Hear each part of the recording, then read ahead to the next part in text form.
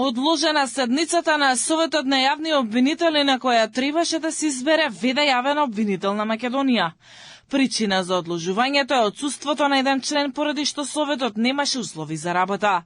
Членовите одлучија седницата да продолжи во понеделник, кога повторно ќе се обидат да донесат одлука за изборот. Овој предлог го ставам на гласање. Кој е за? 1, 2, 3, 4, 5, 6, 7, 8. 8 се за.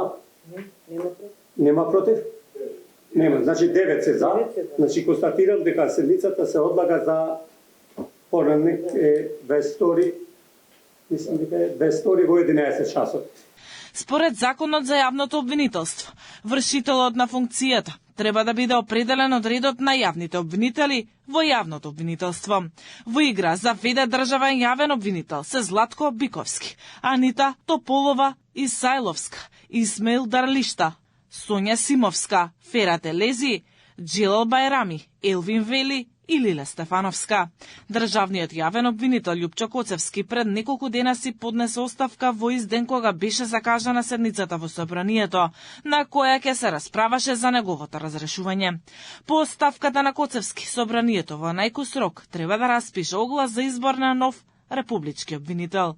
Законот за јавни обвинители предвидува изборот на јавен обвинител на Македонија да се изврши најдоцна 2 месеци пред истекот на мандатот или веднаш по празнење на функцијата. По предлог на владата, Собранието распишува јавен оглас, а рокот за пријавување е 15 дена од објавувањето во службен весник. По пријавувањето, владата бара мислење од Советот на јавни обвинители, кој во рок од 15 дена доставува образложено позитивно или негативно мислење. Владата избира кандидат со позитивно мислење и го доставува предлогот до Собранието, каде јавниот обвинител се избира со просто мнозинство. Љупчо Коцевски, пред да стане државен обвинител, беше виш обвинител во Гостивар, избран во 2008 година.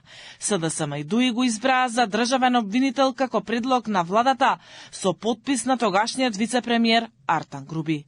Тој ќе биде запаметен како единствен обвинител на која му беше изгласана интерпелација во Собранието. Претходно, владата започна со негово разрешување, но постапката беше прекината поради трагедијата во Кочани.